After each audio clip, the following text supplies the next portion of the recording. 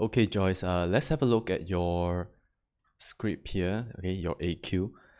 Now, this AQ is about migration, and Philip Legrand presents benefits and drawbacks of the presence of migrants.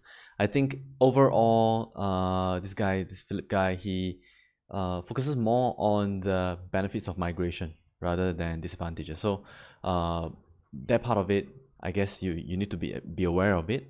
Yeah, there is his overall stand, I think, is more towards benefits of migration.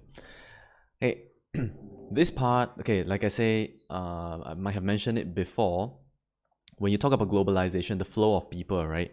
Air travel doesn't count. That means tourism, people flying around, that doesn't count. What counts is people living in a country for an extended period of time. That will count as migration.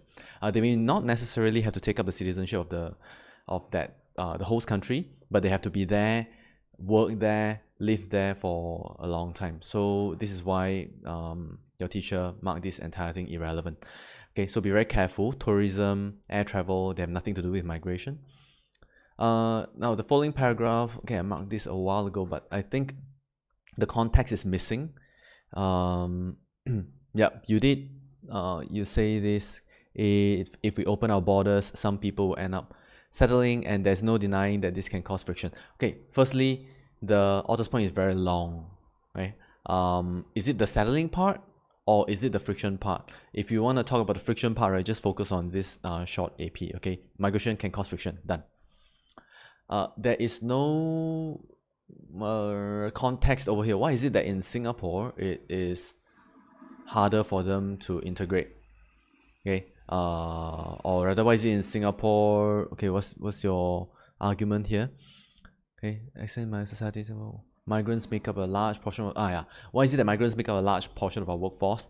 There must be some underlying reason. There maybe we are rather affluent, so we do need a lot of people to take up the jobs that are less well paying, okay, jobs that are more laborious. Maybe we're more educated, we are likely to take up such jobs. So use a context to explain this, you will find it a lot easier, okay? Okay, so those are the main things that try to argue from context, okay? Your argument is also very long, okay? Try to simplify. Your explanation should be 2 sentences, no more than that. So once you're done with the explanation, why is it that okay, maybe you want to talk about the friction part. Okay, friction part, maybe you could say the kind of migrants we get in Singapore tend to be migrants who are from developing countries, who are less well educated. Okay, that's why they might find it difficult to integrate into Singapore society. Okay, whereas Singapore is a very affluent, highly educated society. Okay, done, full stop. And then you go into your example. Okay, in what cases, can you see this? Okay, it's very lengthy. You shouldn't be writing this long. Even under exam condition, right? If you have a paragraph that's so long, I would rather you pick another AP. Okay, this is like 1 whole page and more. I'd rather you pick another AP and then write on that. There's something called economy of words, meaning using using the lowest number of words to convey the same punch, the same message. So try to strive for that. Make a point and then move on.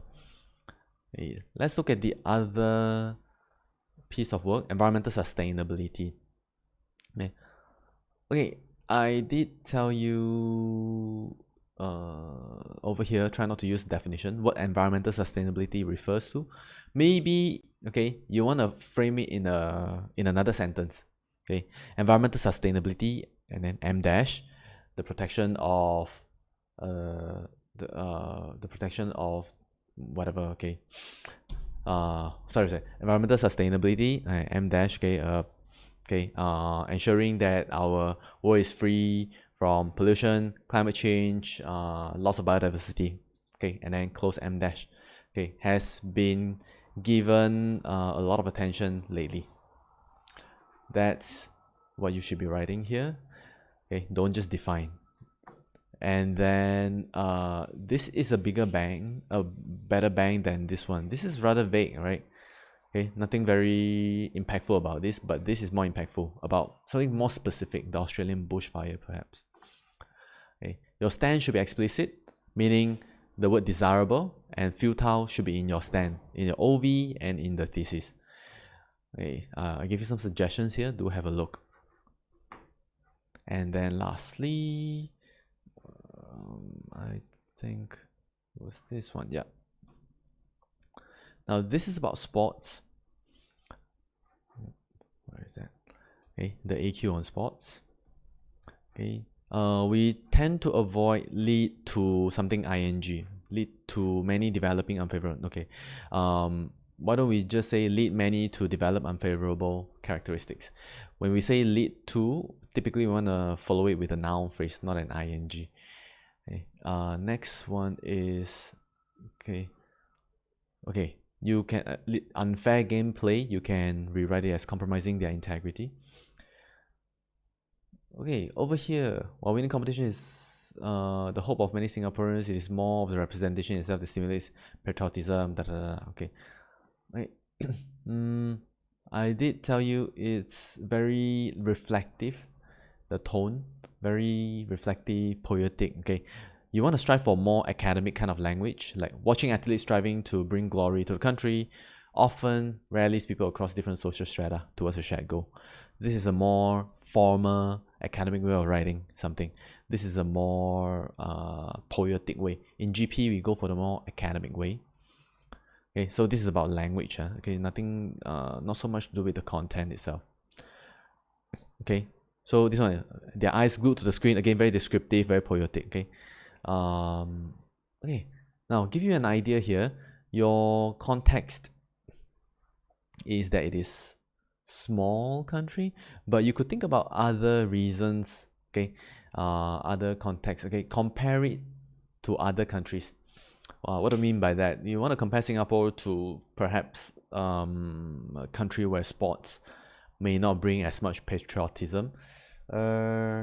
Maybe say Japan. How about Japan? Okay, say Japan, very homogeneous culture. Everyone is Japanese, but in Singapore we have people from different races, religions. So we need something that is secular, that is unifying nonetheless. Okay, to bring people together. Okay, it should transcend racial, language boundaries. So culture, festivals, all these have they have some they're distinct, okay, from culture to culture. But sports is universal. Anyone can watch the same sport. Okay, different people from different nationalities, races can play the same sport in the same team. So it transcends racial boundaries. That's why sports is even more important for us than it is for other countries.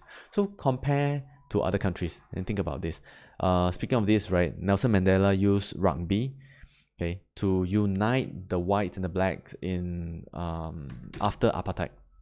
So sports, okay, at the time, rugby was a very unifying force behind South Africa.